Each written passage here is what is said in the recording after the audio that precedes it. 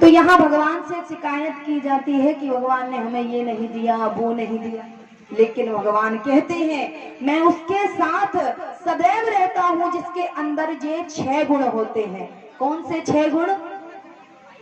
भगवान कहते हैं उद्यमम साहसम धैर्यम बुद्धि शक्ति पराक्रमा षड एते यत्र विद्यन्ते तत्र देव सहायक। भगवान कहते हैं 6 गुण जिसके अंदर होंगे मैं उसका सहायक बन जाता हूं। कौन से 6 गुण? उद्यमम साहसम धैर्यम। बोले उद्यम जो किसान खेतों में किया करते हैं मेहनत, और साहस जो बॉर्डर पर जवान दिखाते हैं। बोले उद्यमम साहसम धैर्यम, धैर्य जो साधुओं के अंदर होता है। आज भगवान ने पुराणों में अगर कोई बात लिखी है तो कल पूरी भी करने आएगा।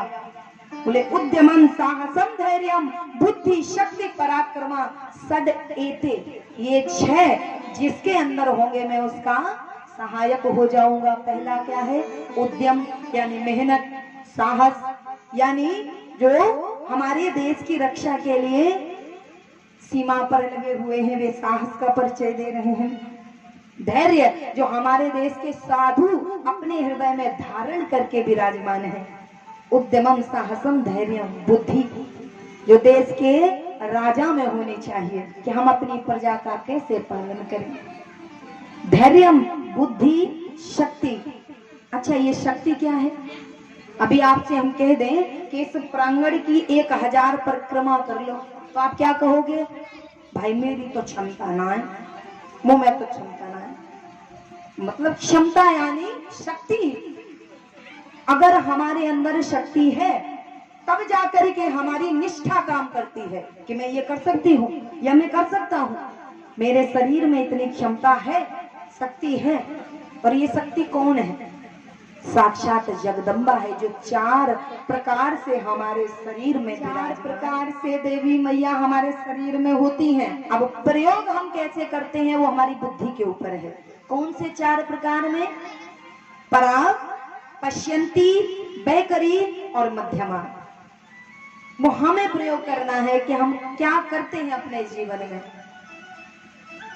पहले जो ऋषि मुनि होते थे ना 2-2, 4-4 महीना छोड़ो कई वर्षों तक वे कुछ खाते नहीं थे, परंतु उनके शरीर में विराजमान वो शक्ति काम करती थी और उनको भूख नहीं लगती थी। आज हम भोजन के तो अधीन है ही, संसार के भी अधीन है, लेकिन उनके शरीर में वो शक्ति काम करती थी तो उनको भूख नहीं लगा करती थी। हमारे अंदर भी है लेकिन हमने उसे दबा कर रखा है। और वो शक्ति कहाँ है? हमारे 7 चक्रों में है। हमारे 7 चक्र जो हमारे शरीर में है, आज्ञा चक्र, विशुद्धि चक्र, सहस्त्रार चक्र, अनाहत चक्र, मणिपुर चक्र और अनाहत चक्र। इन चक्रों में वो 4 प्रकार से विराजमान है। हम चाहे तो उसे जागृत कर सकते हैं। तो बोले 5वां गुण कौन सा होना चाहिए? शक्ति होनी चाहिए शरीर में।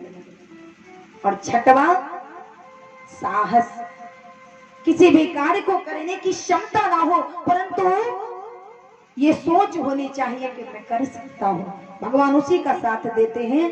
प्रभु कहते हैं कि मैं अगर किसी के अंदर ये गुण नहीं है तो कर्म में लिखा होगा मैं तब भी उसे नहीं देता। जैसे आपने अपने घर में कोई काम वाली बाई लगा दी और वही काम करती है 1000 रुपए का, 1000 रुपए में आपने लगा दी, लेकिन अगर उसने काम 5000 का कर दिया तो क्या आप उसे 1000 से बढ़ाकर कुछ नहीं दोगे? खुश होकर कभी वस्त्र दोगे, कभी उसका निमंत्रण करोगे, कभी कहोगे काम मत करो आज घूमने चलो, तो ये उसके लिए ब्याज हो गया। भगवान भी बिल्कुल ऐसे ही करते हैं।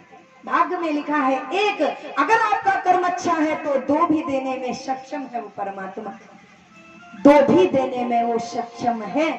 इसीलिए कहा जाता है कर्म अच्छा करो, श्रेष्ठ कर्म करो।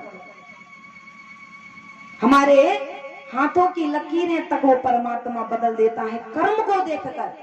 लोग कहते हैं भाग्य में ही नहीं था तो कैसे मिलता, लेकिन अगर आपने कर्म किया होता तो आपको वो वस्तु भी प्राप्त होती जो आपके भाग्य में नहीं थी।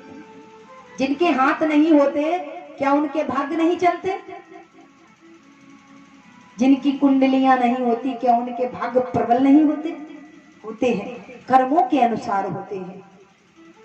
दुर्गुणों को इसीलिए छोड़ने के लिए कहा जाता है, अगर आपके अंदर दुर्गुण होंगे तो आपके कर्म कभी श्रेष्ठ नहीं हो सकते। सबसे पहले सत्य को धारण करना चाहिए, क्योंकि सत्य भगवान का ही रूप है। और ऐसे ही सत्य का सत्यम परम धीमहि, ऐसे सत्य स्वरूप परमात्मा का ज्ञान कराने वाली ये श्रीमद् भागवत महापुराण, जो कि भगवान का वांगमय स्वरूप है। क्या है? ये शब्दमय स्वरूप है। ये कब आया? जब भगवान इस धाम को, इस धराधाम को छोड़कर जा रहे थे। उद्धव जी ने कहा, प्रभु ये क्या कर रहे हो? आप जाने लगे, आपके भक्तों का क्या होगा? आप ऐसे छोड़कर क्यों जा रहे हो? अगर आप चले गए तो हम जैसे आपके चाहने वालों का क्या होगा प्रभु? प्रभु ने कहा, उद्धव मैं ऐसे नहीं जाऊंगा।